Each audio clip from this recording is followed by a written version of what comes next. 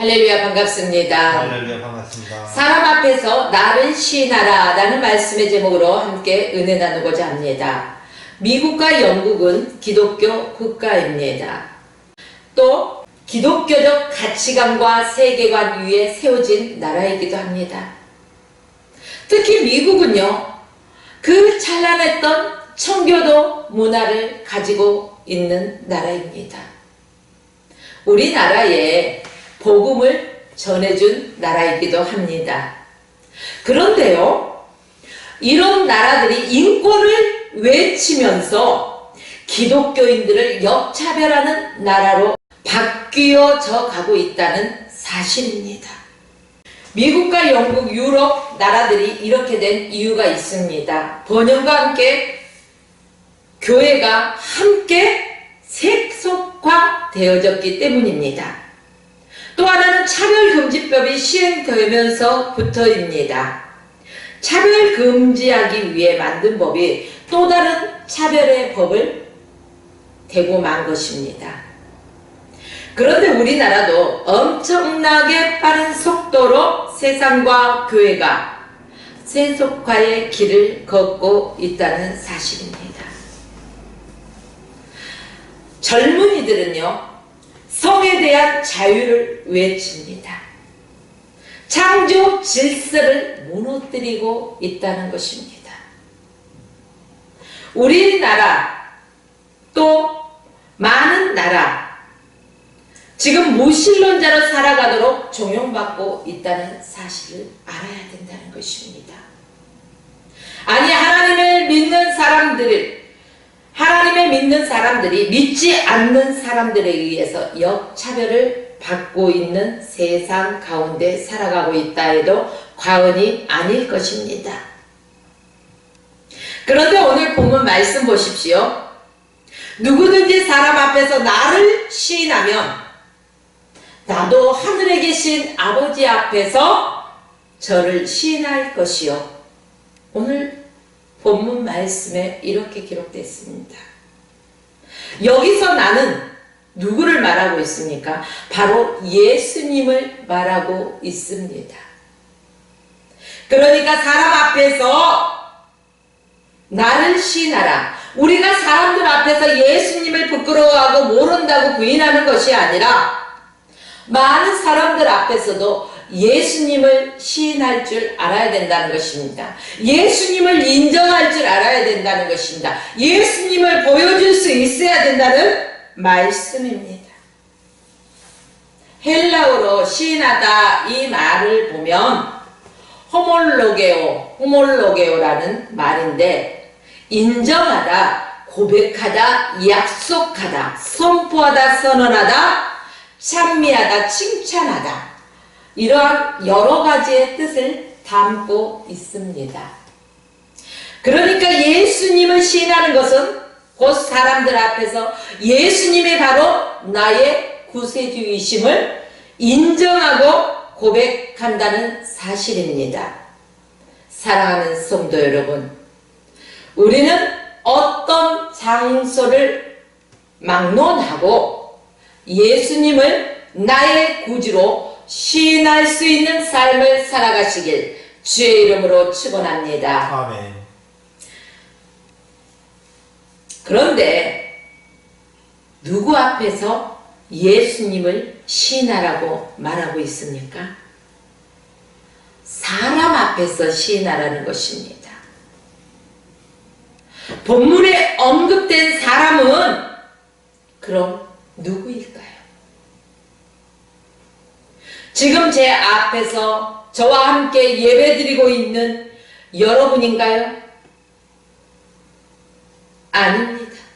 물론 포함된 사람도 그 중에 있을 것입니다. 그러나 여기서 말하는 사람들이란 사탄의 지배를 받아 하나님께 속한 사람들을 핍박하고 조롱하는 그 사람들 앞에서 예수를 나의 주로 시인하고 고백하라, 이 말씀인 것입니다. 예수님을 주님으로 고백하며 복음을 전하며 시인하는 고백하는 이런 사람들을 핍박하는 자를 말하고 있습니다. 그래서 예수님은 복음 전하도록 제자들을 세상 가운데 내보내시면서요, 내가 너희를 보냄이 양을 이리 가운데 보냄과 같도다, 이렇게 말씀하셨습니다. 그러면서요, 3번씩이나 반복하여 말씀하십니다. 두려워하지 말라. 양을 이리 가운데 내보내니까 이 양들은 얼마나 두렵겠습니까? 그러나 그 양들을 향해 두려워하지 말라 반복하여 말씀하고 계십니다. 달리 말하자면은 예수 믿고 예수 믿는다는 사실을 시인하고 고백하며 살아간다는 것이 결코 쉬운 일은 아니라는 것입니다. 그러나 예수님 당시도 마찬가지였다는 것입니다. 그렇기 때문에 믿음의 사람들이 믿지 않고 예수 믿는 사람을 핍박하는 사람들 가운데, 그 무리 가운데 있다 하여서 움츠려들거나 예수를 부인하거나 묵인하거나 그러지 말아야 된다는 것입니다. 그들 앞에서도 단단하게 두려움 없이 예수 그리스도는 나의 구세주이심을 시인할 수 있는 저와 여러분의 삶이 되어지길 주의 이름으로 축원합니다. 아멘. 요한복음 9장 말씀에 보면 예수님께서는 날 때부터 소경된 자를 고쳐주셨습니다. 그런데 그 부모는 바리새인들에게요, 예수님이 내 아들의 눈을 뜨게 해주셨습니다 라고 고백하지 못하죠. 자신있게 말하지 못했다는 것입니다. 왜? 이미 유대인들이 예수 그리스도를 시인하는 자는 출교시켜버리기로 작정하였다는 것을 이 부모는 알고 있기 때문에 출교당할까봐 그게 두려워서 날 때부터 소경된 내 아들을 예수님이 고쳐주셨습니다 라는 그러한 고백을 자신있게 하지 못했다는 사실입니다. 출교당하는 것은 결국 모든 기반을 잃어버린 것과 마찬가지입니다. 예수님 당시에도 예수님을 공개적으로 믿는다는 것은요, 모든 것을 포기하는 그러한 삶을 사는 것과 마찬가지였다는 것입니다. 초대교회 시절에도 누군가 예수님을 주로 고백하면 그 순간 로마 황제를 부인하는 결과와 마찬가지로 취급하였습니다. 로마 황제의 핍박을 받는 수밖에 없게 되었다는 말씀입니다. 그래서 초대교회 성도들은요, 예수님을 부인하지 않기 위해서 로마 황제의 박해를 피하기 위해 카다콤, 땅속에서 신앙생활을 하였다는 것입니다. 이 말은 그들이 예수님을 주로 고백했을 때 그들의 핍박이 있지만 그 핍박 앞에서 예수님을 모른다고 부인하지 않기 위해서 숨어서 그들을 피해서 살았다, 이런 말씀이기도 합니다. 오늘날도 마찬가지입니다. 여러분들이 많은 사람들 앞에서 나는 하나님의 사람입니다, 예수님은 나의 구세주이십니다, 예수님은 나의 삶의 전부이십니다, 내가 살아가는 이유 바로 예수 그리스도를, 하나님의 영광을 위해서 나는 살아갑니다 라고 고백하면 여러분도 이 세상 속에서 불이익을 받을 수도 있습니다. 그럼에도 불구하고 예수님은 사람들 앞에서 나를 시인하라. 예수님을 인정하라는 것입니다. 예수님을 전하라는 것입니다. 예수님께서 하나님 앞에서 나를 시인해 주실 것을 믿어야 된다는 것입니다. 내가 세상 사람들을 두려워하여서 세상 사람들 앞에서 예수님을 부인한다면 예수님도 하나님 아버지 앞에서 나도 너희를 도무지 알지 못하노라 부인할 것이라는 것이죠. 이 땅에서 부인하는 것으로 끝나버리는 것이 아니라는 것입니다.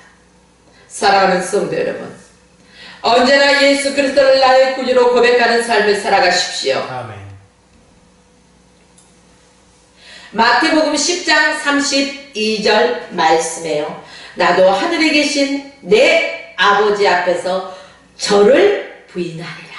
우리가 예수 그리스도를 사람 앞에서 부인했을 때 하나님께서도 하나님 앞에서 예수님도 우리를 부인하신다는 사실을 잊지 마시고 기억하십시오. 왜 우리가 사람들 앞에서 예수님을 시인해야 합니까? 예수님을 시인하는 것은 나의 영생을, 나의 구원을 좌우하기 때문이라는 것입니다.